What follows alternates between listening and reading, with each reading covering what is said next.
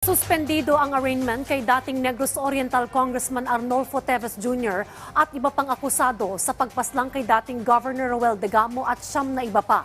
Matapos ang naging pagdinig sa Manila Regional Trial Court Branch 51 ngayong araw, may mga inihain pang mosyon na kailangang pang iresolba ng korte.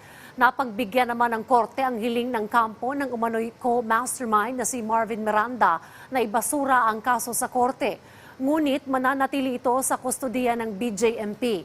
Ipinag-utos ng Manila RTC na magsagawa ng preliminary investigation ng DOJ sa loob ng 60 araw. Sa November 29 ang susunod na pagdinig kung saan inaasang matutuloy na ang arraignment sa mga akusado.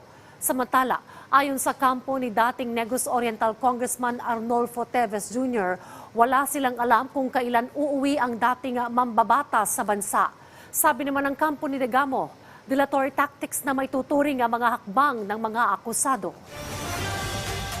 We are taking legal steps in order that the resolution which gave rise to the warrant would be invalidated. We still have a lot of remedies available to us. The legal remedies are there, but of course, we contend, we assert na hindi naman meritorious to mga motions nila. These are all dilatory. These are all dilatory. Okay? And these are all unmeritorious. They will exploit the rules. They will even go up to the Supreme Court. But ultimately, justice will be served.